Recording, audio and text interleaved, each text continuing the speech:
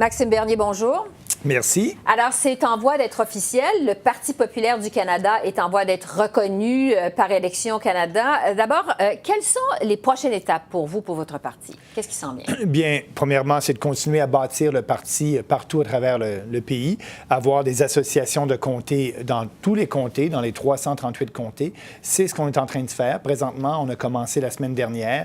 Il y a déjà eu 43 associations de comtés de formées dans différentes provinces et on continue. Il faut en faire une trentaine par semaine pour atteindre notre objectif, qui est au 31 décembre d'avoir des associations conservatrices du Parti populaire dans tous les comtés. Et ça va très bien. Et là, en déposant les documents à Élections Canada, bien, on va attendre quelques jours, quelques semaines, et Élections Canada devrait nous approuver comme parti d'ici quelques semaines. Pour le moment, le parti compte un seul député à la Chambre des communes, vous-même, Maxime Bernier, en Beauce. Évidemment, on est à 1 an de l'élection générale, à moins d'1 an du déclenchement de l'élection. Vous savez qu'il y a beaucoup d'observateurs qui sont sceptiques quand même. Est-ce que vous allez réussir à présenter des candidats dans les 338 circonscriptions du Canada? Oui, et c'est pour ça qu'il est important d'avoir notre fondation dans tous les comtés. Et il faut commencer par ça, c'est ce qu'on fait. Et après ça, bien, on va avoir des assemblées de nomination pour nos candidats. On va faire la recherche de candidats dès le mois de janvier. Donc, il va nous rester 6 mois pour trouver nos candidats partout à travers le pays. Mais jusqu'à présent, ça va bien parce qu'aussi, on a un bon membership. On a plus de 22 000 membres fondateurs du parti, et ça seulement en 3 semaines. C'est quand même excellent, considérant que le Parti vert a 25 000 membres et existe depuis plus de 30 ans. Donc, 22 000 en 3 semaines, c'est bon. Et grâce à ce membership-là, à ces gens-là, c'est ce qui va nous aider à avoir des candidats dans tous les comtés pour la prochaine campagne électorale. Bon, vous dites que vous allez partir à la chasse aux candidats en janvier. Si le premier ministre Trudeau décide de déclencher des élections partielles, notamment dans Burnaby-Sud, en Colombie-Britannique, est-ce que vous allez être prêt à présenter un candidat? Je le souhaite et j'en suis pas sûr, par exemple, parce qu'il faut attendre notre approbation d'Élections Canada avant d'avoir un candidat. Donc, dépendamment du travail d'Élections Canada, dès qu'on va recevoir l'approbation d'Élections Canada, on va être à ce moment-là capable d'avoir des candidats, mais le but est d'avoir des candidats dans les élections partielles, effectivement. Oui, bon. Concernant les appuis maintenant au nouveau Parti populaire du Canada, on a vu qu'il y a quelques anciens élus qui vous ont déjà appuyé. C'est le cas de Luc Harvey, ex-député du Bloc québécois. Grumman Grewal également de la Colombie-Britannique. Bon, il y a Frédéric Nichols de l'exécutif du PC dans Drummondville. Quelques hommes d'affaires également, Kevin O'Leary. Mais ces appuis-là, ça se compte finalement sur les doigts d'une main. Est-ce qu'il y a d'autres appuis qui s'en viennent? Est-ce qu'il y a des personnalités qui vont joindre les rangs? Bien, ce qu'on veut faire, c'est que le conseil d'administration du parti va être formé d'ici quelques semaines de gens de partout à travers le Canada, de différentes origines, de différents aussi expériences professionnelles. Et ça s'en vient. On va avoir des gens, mais on ne focus pas actuellement sur la recherche de candidats vedettes. On focus sur vraiment bâtir l'organisation.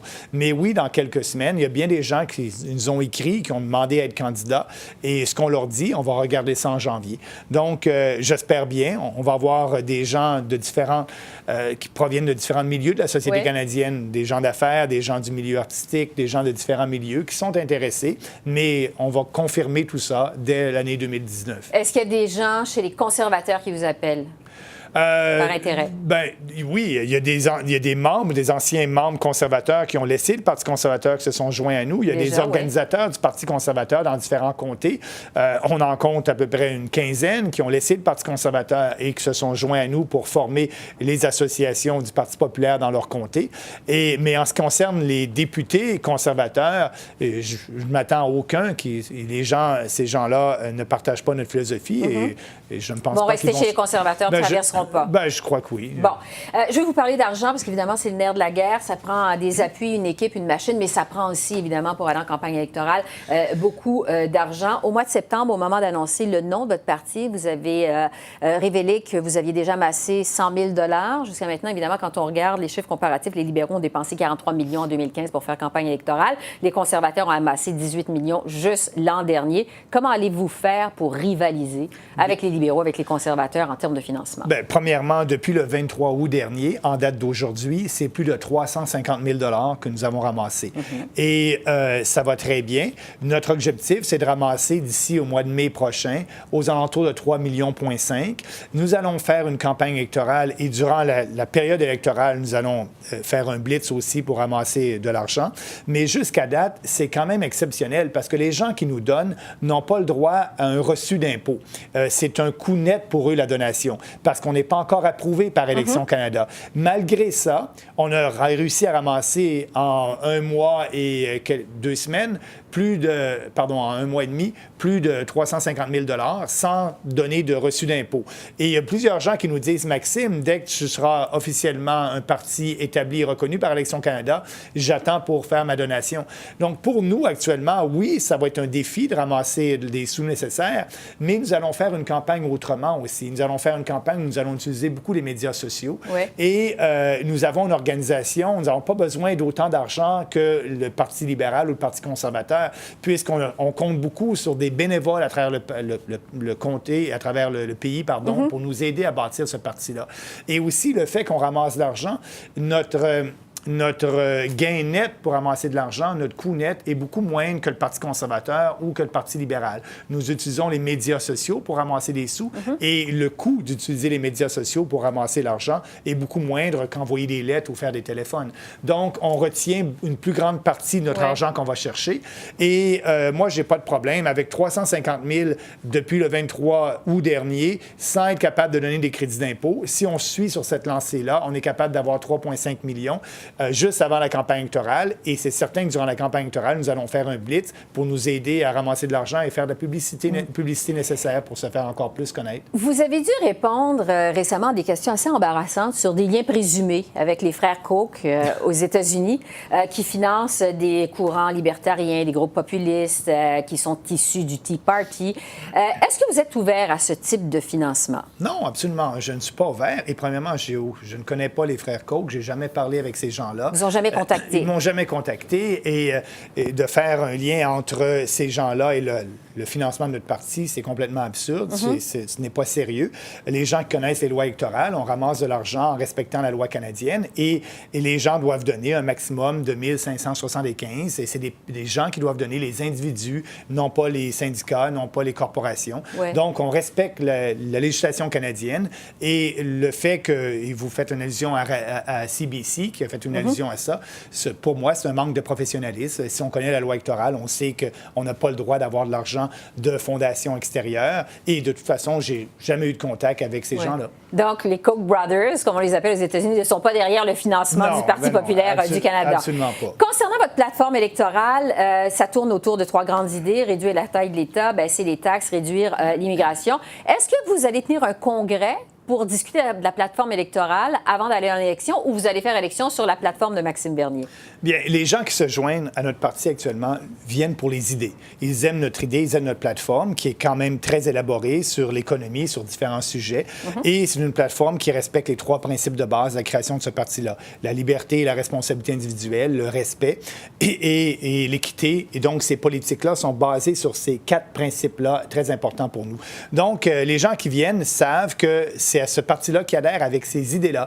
Et c'est pour ça qu'il est plus facile pour nous de fonder un parti, parce qu'habituellement, lorsqu'on fonde un parti, on a une convention, comme vous dites, on fait une convention, les gens apportent leur idée, et après ça, on a une plateforme électorale. Nous, c'est un peu le contraire. On a la plateforme. Cette plateforme-là, c'est la même plateforme que j'ai utilisée lors de la course au leadership du Parti conservateur il y a 2 ans. Les gens aiment cette plateforme-là, se joignent à notre parti pour cette plateforme-là, et ça va être la plateforme électorale. Mais les discussions des membres, oui, idéalement, on aimerait bien avoir une convention avant la prochaine campagne électorale et il y aura des discussions sur les principes de notre plateforme. Mais comme je dis, les gens qui sont anti-immigration ne sont pas bienvenus dans notre parti puisqu'on croit à l'immigration, mais on veut seulement diminuer le nombre. Bon, je vais vous parler de l'immigration justement. Ce que vous proposez, c'est de réduire le nombre de 300 000 à 250 000 annuellement. Environ, oui. C'est toujours ça? Oui, environ, oui. Bon. C'est basé sur les dernières années du gouvernement Harper. C'était le nombre d'immigrants qui rentraient au Canada. Mais on veut mettre plus l'accent sur l'immigration économique pour répondre aux besoins du pays. Vous savez que vos positions sur l'immigration sont susceptibles de vous attirer des éléments d'extrême droite, des gens qui sont anti-immigration, des gens qui peuvent être racistes, il faut le dire. Comment vous voyez les militants des gens comme de la Meute au Québec, le mouvement comme des Rebels, ou encore ceux qui suivent, celui qu'on appelle Erzal Levant sur les réseaux sociaux, sont très nombreux à le suivre. Comment vous voyez ces gens-là? Bien, premièrement, les gens qui sont, comme j'ai dit tout à l'heure, anti-immigration et qui veulent zéro immigrant au Canada ne sont pas bienvenus dans notre parti. C'est très clair. Les gens qui prônent des idées racistes ne sont pas bienvenus dans notre parti. Et c'est clair, on a une position qui est différente des autres grands partis. Tous les autres partis à Ottawa, tant les conservateurs que les libéraux, c'est du pareil au même. Ils veulent augmenter le seuil d'immigration. Actuellement, pour le gouvernement Trudeau, c'est 320 000 nouveaux Canadiens qui arrivent à chaque année, nouveaux immigrants. Dans 2 ans, ça va être 340 000 et ils ont reçu un rapport pour monter ça à 450 000, le rapport Burton. Pour le Parti conservateur, c'est la même chose. On veut augmenter le nombre de nouveaux arrivants ici au Canada. Nous, on est le seul parti qui veut le diminuer, mais on veut mettre l'accent sur les immigrants de nature économique parce que c'est ce que le Canada a besoin, mais aussi quelqu'un qui a un emploi s'intègre toujours mieux à la société canadienne. Donc, c'est mieux pour cette personne-là et pour la société canadienne. Et pour les différentes plateformes, vous parlez de le média Rebel Media, d'Ezra. Effectivement, j'ai fait une entrevue avec lui et puis je vais utiliser toutes les plateformes disponibles pour parler de nos idées. Et Rebel Media est une autre plateforme. Celle-ci est une plateforme aussi pour rejoindre le plus de gens possible. Mais vous dites que les militants d'extrême droite ou des racistes ne sont pas les bienvenus dans votre parti. Absolument. Comment vous allez faire pour bloquer ces gens-là? Bien, c'est bien simple. C'est que les gens qui sont sur les exécutifs de notre parti, on va faire une analyse exhaustive de leur passé, une analyse sur ce qu'ils ont écrit sur les réseaux sociaux. Et les candidats vont devoir aussi être approuvés avant. On va faire une analyse très, très précise de qui ils sont et de quoi ils croient. Ces gens-là doivent croire aux principes fondamentaux de notre parti et c'est avec eux qu'on va travailler. Mais vous savez qu'ils réussissent à s'infiltrer quand même un peu partout. On est le seul parti qui va engager une firme externe pour faire des recherches d'antécédents sur ces gens-là. Les autres partis n'utilisent pas de firme externe et ça va être un coût important pour notre parti. Donc, les candidats de notre parti vont devoir signer une déclaration et nous permettre de faire une enquête par une firme externe sur leur passé et c'est ça. Donc, les candidats vont devoir passer à travers un processus très rigoureux. Donc, une espèce de due diligence pour faire en sorte que vous n'ayez pas, à la prochaine élection, des candidats qui pourraient vous embarrasser. Absolument. Et comme vous le dites, c'est un risque. C'est un risque et nous allons gérer ce risque-là de façon professionnelle. Et c'est pour ça que nous allons engager une firme indépendante qui va faire l'analyse des antécédents de ces gens-là, tant sur les réseaux sociaux, tant leurs antécédents criminels et tout ça. Donc, on va s'assurer que les candidats qui veulent nous représenter soient des candidats qui croient aux idées que ce parti véhicule. Je vais vous entendre maintenant sur les résultats de l'élection au Québec, lundi de la semaine dernière. Comment vous interprétez la victoire franche, vraiment, de la CAQ à la dernière élection, à cette élection? Qu'est-ce que vous en pensez? Cette élection et l'élection aussi au Nouveau-Brunswick, qui a eu lieu un peu plus tôt, avant l'élection québécoise, pour moi, ça démontre que les électeurs du Québec et du Nouveau-Brunswick voulaient un changement. Et on dit non aux vieux partis, Parti québécois, Parti libéral au Québec, et un peu la même chose au Nouveau-Brunswick. Donc, pour moi, ça me démontre qu'il y a une place pour les nouveaux partis, un parti comme le nôtre qui fait de la politique différemment, autrement.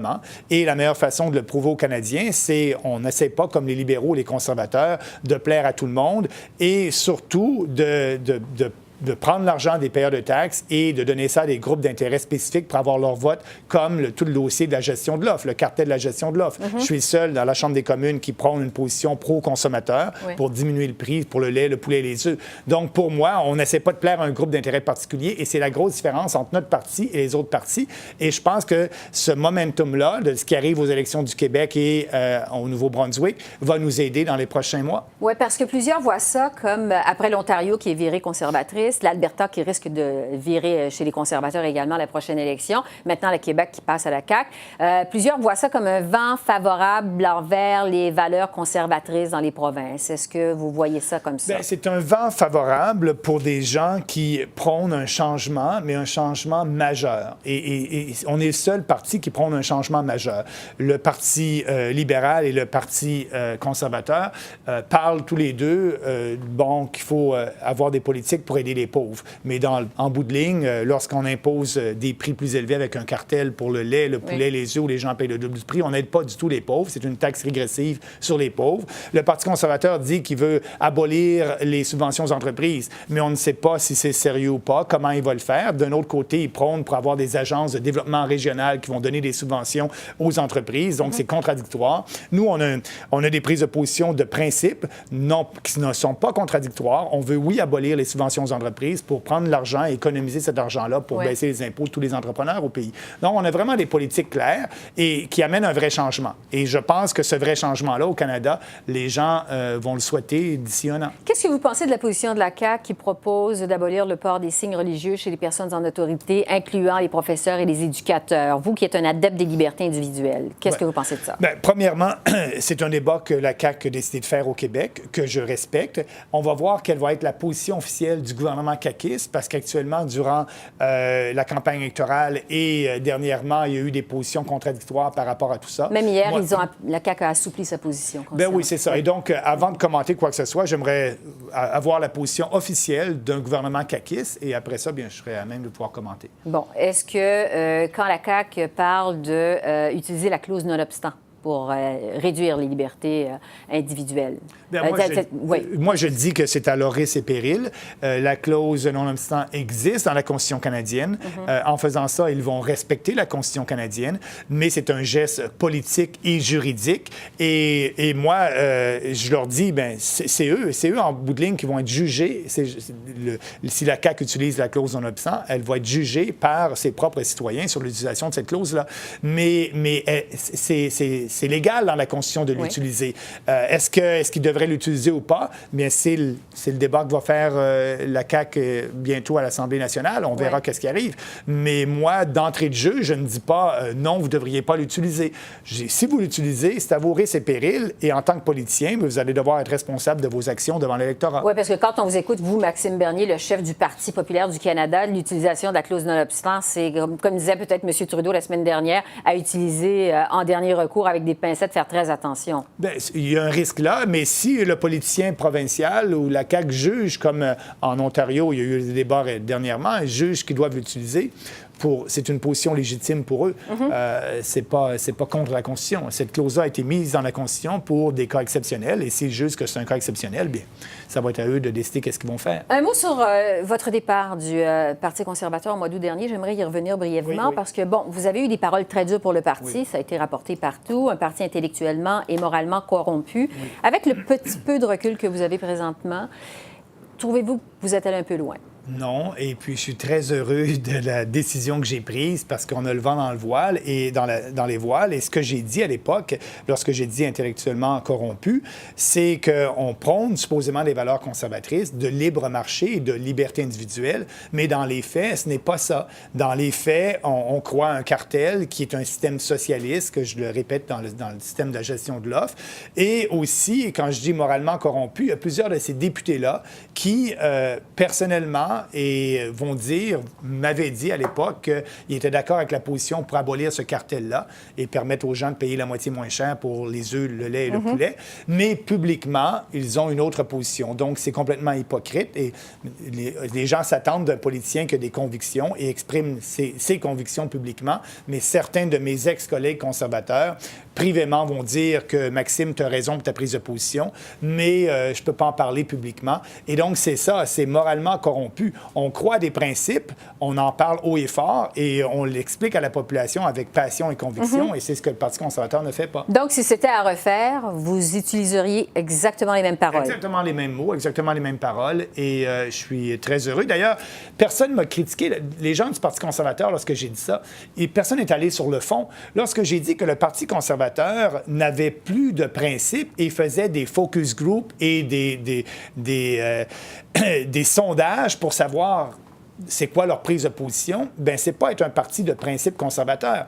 Et pour moi, une idée, c'est une bonne idée. Une idée qui est basée sur les principes de liberté et de responsabilité, c'est une bonne idée, même s'il y a seulement 30 % de la population qui est derrière. Notre but en tant que... Et mon but, comme je vois ça en tant que politicien, c'est que s'il y a 30 % des gens qui partagent une idée de liberté et de responsabilité, bien, il faut travailler pour qu'il y ait encore plus de gens qui les partagent. Mais le Parti conservateur a perdu leur philosophie de base et ne font de la politique que seulement axée sur les sondages au jour le jour. Vos ex-collègues chez les conservateurs, justement, qui vous accusent de diviser le vote puis de finalement favoriser la réélection de Justin Trudeau l'an prochain. Ce que je leur dis, premièrement, c'est qu'avant ma démission, le Parti conservateur était à 31 % dans les sondages, M. Trudeau à 39 % avant ma démission. Donc, déjà là, M. Scheer ne gagnait pas. Et après, moi, ce que je dis à ces conservateurs-là déçus, qui veulent un parti qui va vraiment défendre des principes de liberté, de libre marché, des principes conservateurs, de venir avec nous. Mais aussi, on veut avoir aussi le 30 % des gens qui ne sont pas allés voter à la dernière campagne électorale fédérale. Il y a 30 % des citoyens canadiens qui n'ont pas exprimé leur droit de vote parce qu'ils ne croient pas aux politiciens. Ils croient que c'est du pareil au même. Et nous, bien, ces gens-là peuvent venir avec nous. On fait de la politique différemment. On dit les vraies choses. On n'a pas peur de dire qu'est-ce qu'il y en est. Et on n'est pas seulement à regarder les sondages au jour le jour. De toute façon, j'en fais pas de sondage. On n'a pas l'argent pour en faire et c'est pas nécessaire d'en faire. Donc, on peut avoir ce 30 %-là. On peut avoir des libéraux qui viennent voter pour nous parce qu'ils ne croient plus au Parti libéral. Ce n'est pas le parti de Jean Chrétien, de Paul Martin. Le parti qui a équilibré le budget, baissé les taxes et les impôts. Donc, on peut avoir une grosse coalition, pas seulement de conservateurs, mais de gens de d'autres partis qui veulent du vrai changement. Je vais vous entendre sur l'ALENA 2.0 parce que vous avez parlé à plusieurs reprises dans l'entrevue de la fameuse gestion de l'offre. On le sait, vous êtes contre ce système. Vous avez fait campagne pour abolir la gestion de l'offre. Le gouvernement canadien, finalement, a cédé dans les dernières négociations avec les États-Unis et le Mexique et a ouvert une brèche, a ouvert le marché des produits laitiers aux producteurs américains. Est-ce que vous êtes d'accord avec la façon les négociations du gouvernement Trudeau? Est-ce que vous êtes d'accord avec le gouvernement Trudeau là-dessus? C'est une très mauvaise idée d'avoir ouvert un pourcentage du marché, 4 %. J'ai toujours prôné qu'on aurait dû l'abolir complètement. Pourquoi? Parce que ce n'est pas bon pour les consommateurs canadiens. On va continuer à payer le double du prix pour ces produits-là. C'est pas bon pour les producteurs sous gestion de l'offre parce que ceux-ci ne peuvent pas exporter leurs produits actuellement. Ils ne produisent seulement pour le marché canadien. Ils font des bons produits. Ils devraient être capables d'exporter. Ils ne peuvent pas l'exporter. Et en même temps, bien, c'est pas bon pour les payeurs de taxes puisque le gouvernement canadien va devoir compenser les producteurs, donc donner de l'argent aux producteurs pour ne pas produire. Il a quand même fait une ouverture, là. Vous ne voyez pas ça? Il a ouvert une brèche. Il a ouvert, oui, mais il a réussi à avoir une entente, mais il y aurait eu une meilleure entente, le gouvernement canadien, si on avait mis sur la table l'abolition de la gestion de l'offre. On aurait pu peut-être inclure là-dedans l'abolition des tarifs sur l'acier et sur l'aluminium. Ces tarifs-là existent encore. Si on avait donné l'abolition au complet, on aurait pu avoir une meilleure entente, selon moi. Mais actuellement, l'ouverture ne plaît pas aux consommateurs canadiens et les producteurs ne peuvent pas exporter, puis les payeurs de taxes vont payer encore des producteurs pour ne pas produire. Donc c'est une mauvaise décision, oui. Une mauvaise entente aurait été mieux. Pas d'entente du tout avec les Américains et le Mexique? Non, on aurait été capable d'avoir... Il faut une entente, et ça, j'ai toujours prôné. On aurait pu avoir une meilleure entente si on avait mis la gestion de l'offre, l'abolition sur la table, on aurait pu aller chercher plus de gains. Maintenant, bien, avec cette entente-là, c'est mieux que rien, c'est mieux que pas d'entente. Et devant le Parlement canadien, dans la Chambre des communes, c'est sûr que je vais voter pour cette entente-là. C'est quand même une entente qui permet de mettre fin à l'incertitude. Et il y avait de l'incertitude beaucoup au pays. Les gens d'affaires hésitaient avant d'investir ici. On sait que l'investissement d'aujourd'hui, c'est les emplois de demain. Donc, vous allez voter pour. En faveur de l'entente, malgré que ce n'est pas l'entente idéale. Il me reste deux questions. Stephen Harper, ancien premier ministre, qui sort un livre dans lequel, et bon, ça fait beaucoup parler en fin de semaine, il a signé une opinion dans le Globe and Mail.